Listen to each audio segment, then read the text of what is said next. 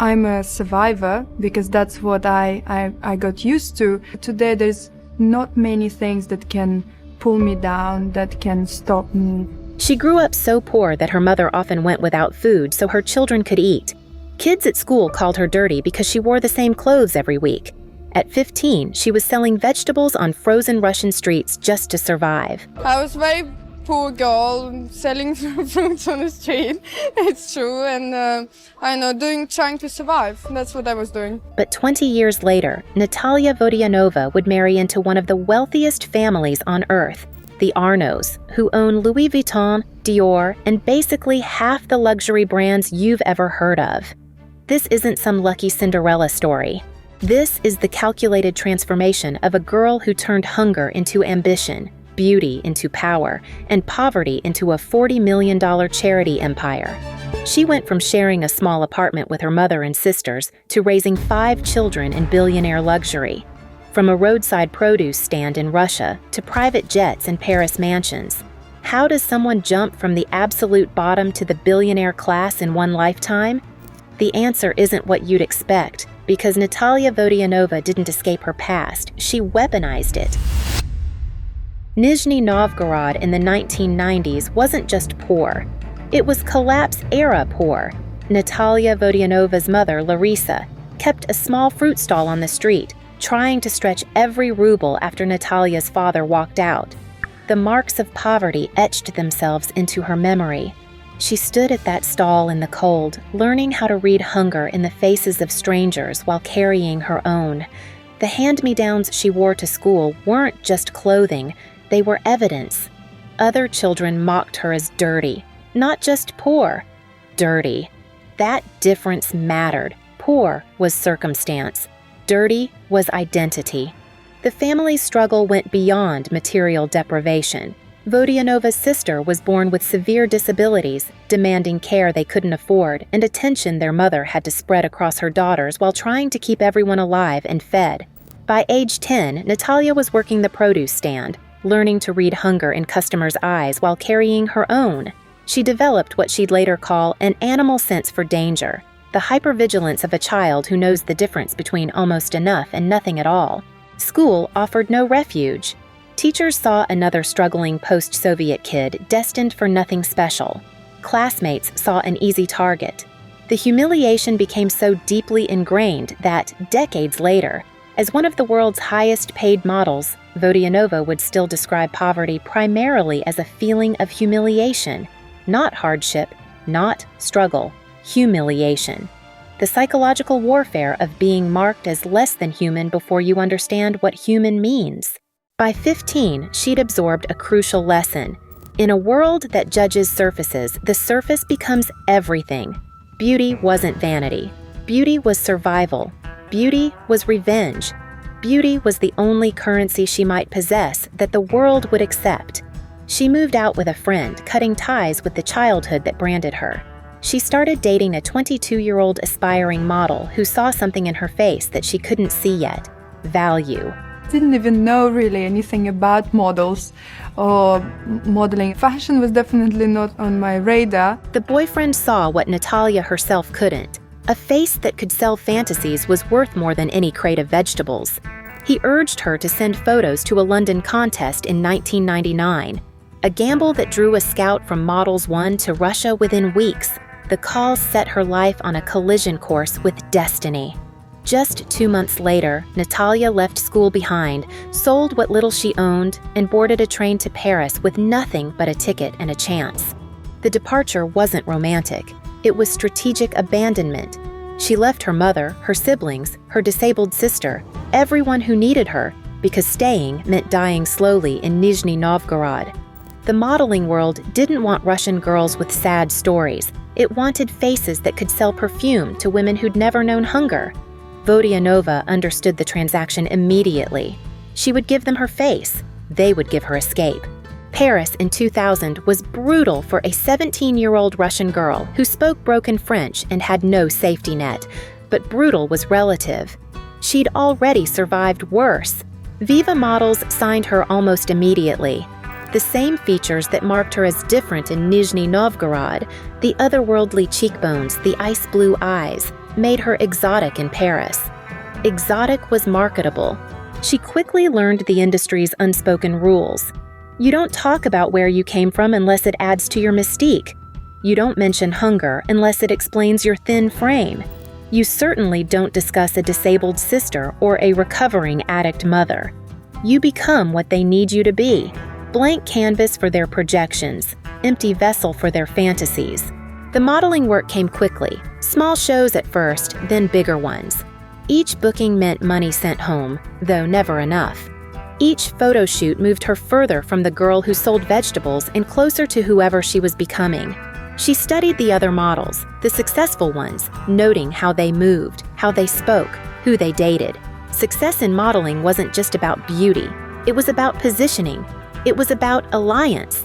Justin Portman appeared in Natalia's world when she was 18, and he was already a man of status. An English aristocrat drawn to the Russian newcomer who seemed to carry secrets in her eyes.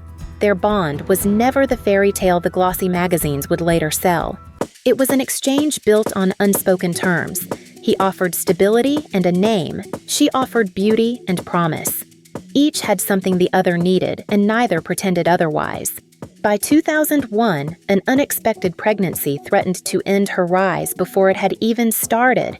Instead, it became the hinge on which her life turned. They wed quietly in a civil ceremony, Natalia visibly expectant, and followed it with a grand St. Petersburg celebration the next year.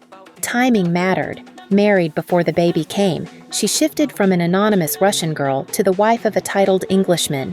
When Lucas was born in December 2001, she was just 19, already a mother, and suddenly wrapped in a legitimacy that no runway could provide. The marriage provided more than a new last name. It provided protection. The fashion industry treats married models differently than single ones. They're less vulnerable to certain kinds of exploitation. They have someone to negotiate for them, someone to say no when they can't.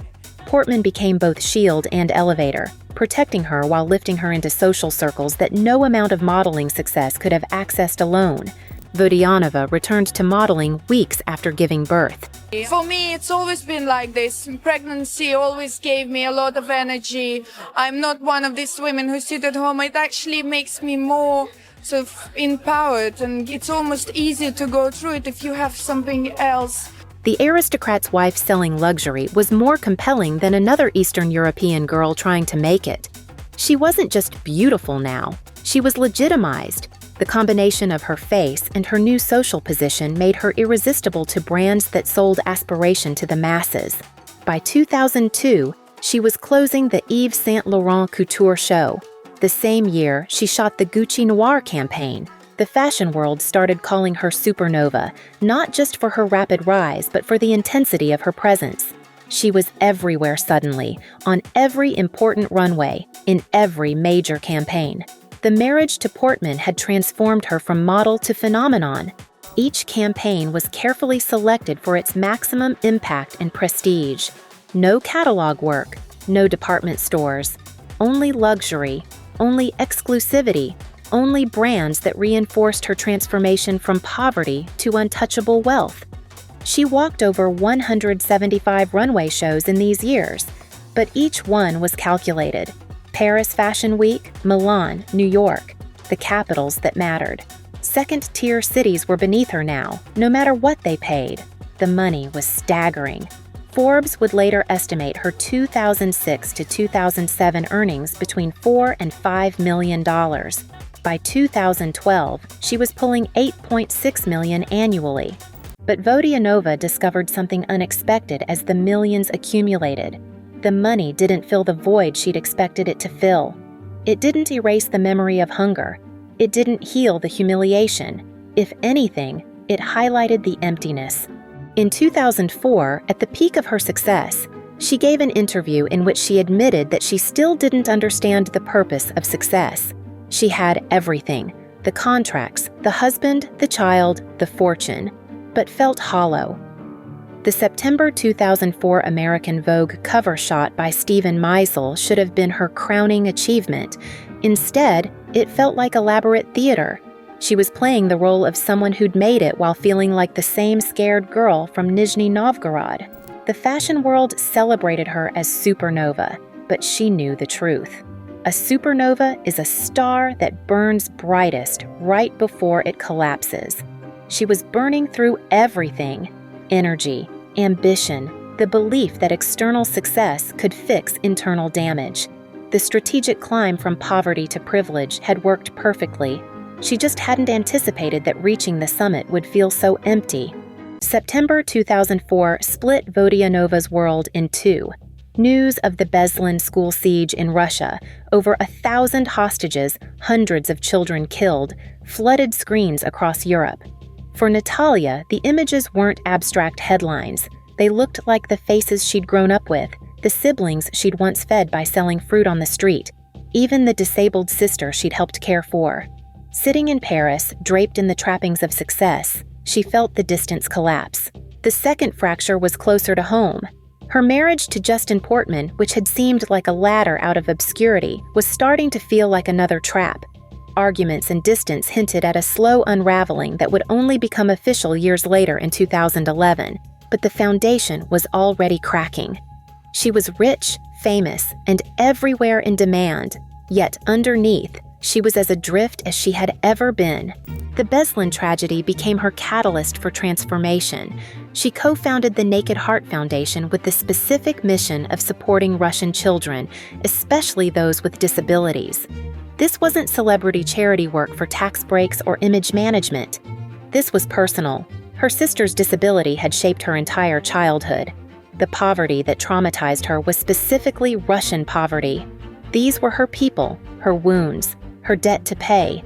The first Naked Heart Playground opened in her hometown of Nizhny Novgorod in 2006, built on the site where she'd once sold vegetables to survive. The symbolism wasn't subtle. She was literally constructing joy where she had previously experienced humiliation. The sound of happiness, it was overwhelming. I jumped, I cried. It was just the most beautiful moment that I lived so far in my life.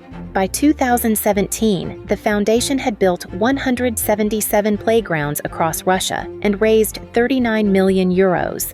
Each playground was a small revolution against the childhood she'd endured. But the charity work revealed an uncomfortable truth. She was using wealth generated by an industry that commodified women's bodies to help children damaged by poverty. The same fashion system that had elevated her was built on exploitation. She'd escaped one form of objectification only to profit from another. The contradiction didn't stop her, but it shaped how she moved forward. Her modeling continued, but with a different intention. Each campaign funded more playgrounds. Each runway show meant more resources for children with disabilities. She'd found her purpose, even if that purpose was complicated by its origins. Success without meaning had nearly destroyed her. Success with purpose, even a contradictory purpose, gave her direction. In 2011, Natalia Vodianova crossed paths with Antoine Arnault at a fashion event. He wasn't just another wealthy bachelor. He was heir to a dynasty. His father, Bernard Arnault, presided over LVMH, the empire behind Louis Vuitton, Dior, and dozens of other brands that shaped global luxury. Antoine had grown up inside that machine, groomed to carry it forward. For Natalia, he wasn't just a partner. He was a doorway into the very summit of the world she'd been scaling since leaving Russia. Their connection unfolded slowly, carefully. She already had 3 children, Lucas, Neva, and Victor, from her marriage to Justin Portman. Antoine had to embrace not only Natalia, but the family she had built before him. She, in turn, had to learn the rhythms of the Arnaults, where bloodline and business blurred so tightly that private life looked like strategy. This was courtship, but it carried the weight of negotiation, image, and legacy. By 2014, their lives intertwined even further with the birth of their first child, Maxime. 2 years later came Roman. Each new arrival bound her more securely to the Arnault name. She was no longer simply a supermodel with a storied career. She was the mother of Bernard Arnault's grandchildren. The girl once mocked on Russian streets was now raising children who would inherit a place among Europe's greatest fortunes. The 2020 wedding made it official.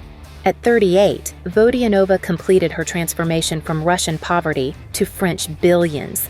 The ceremony was private, controlled, nothing like the spectacle of her first wedding. This wasn't about proving anything to anyone. This was about cementing position.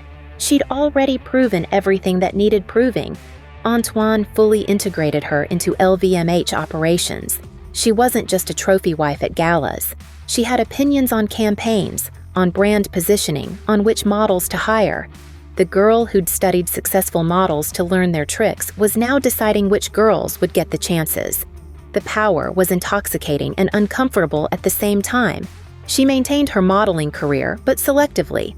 A Louis Vuitton runway show here, a Stella McCartney campaign there. Enough to remind the world she wasn't just Mrs. Arnault. She was still Natalia Vodianova, Supernova, the model who'd conquered fashion before conquering billionaires. The modeling kept her connected to the identity she'd built, even as her new identity threatened to subsume it. Today, Natalia Vodianova lives in a reality that would have been unimaginable to the girl who once sold vegetables on the streets of Nizhny Novgorod. She divides her time between Paris and London, raises 5 children with resources most countries could envy, and moves through life shielded by wealth and power. Her sister, born with severe disabilities, now lives with her as well, cared for in ways their mother could never have managed. From the outside, the transformation looks absolute, but the inner landscape tells a more complicated story. In 2017, she admitted to The Guardian that she still carries an animal sense for danger, the reflex of a child who learned early that nothing was permanent. She knows she will never go hungry again, but the memory of hunger is carved so deeply that it still feels near. For her, poverty was never just about lack, it was humiliation, and humiliation leaves a longer scar than deprivation. Her position now is filled with contradictions. She campaigns for children with disabilities while building a life on the fortunes of luxury brands that profit from impossible ideals. She speaks publicly about women's health and shame, yet her family's empire thrives on marketing to women's insecurities. She funds playgrounds for children in Russia while her own children attend schools that cost more than most Russian families make in a year. The Naked Heart Foundation continues to grow, but she understands its limits. Every playground is both a triumph and a quiet reminder that the inequalities she escaped are still intact. She isn't dismantling the conditions that scarred her. The way I think about it today is that I had a baggage to carry, yes, and I turned it into a toolbox to help other people. Your mum's quite amazing. She's laying down bright, safe spaces on top of them, even as the old wounds remain. Her marriage to Antoine Arnault places her at the center of luxury capitalism. She sits at tables where billions are discussed as casually as the weather, and she knows how campaigns are built to sell fantasies. The young woman once used as an image now takes part in shaping which images will define the next generation, a paradox she acknowledges even as she embraces the influence it brings. And when she steps into Fashion Week now, the younger models watch her the way she once studied others.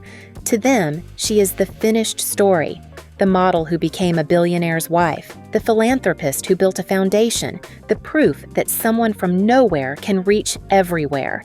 They do not see the child mocked as dirty or the nights spent wondering if food would come. They see Natalia Vodianova, not Natasha from Nizhny Novgorod, and that, in the end, is exactly how she designed it. The animal sense for danger never left because Vodianova knows what those younger models don't. The distance between selling vegetables on the streets and walking in couture is both vast and minuscule. She crossed that gap through calculation, alliances, and by weaponizing the very things that once humiliated her. Beauty became her currency. Shame became her fuel. Hunger became her empire. Her 5 children will never know the hunger she knew. They'll never have to wonder if the next meal would come or watch their mother starve so they could eat. That erasure of generational trauma might be her greatest achievement, or it could be her greatest loss, the final break from the humiliation that built her empire. She didn't succeed by forgetting where she came from.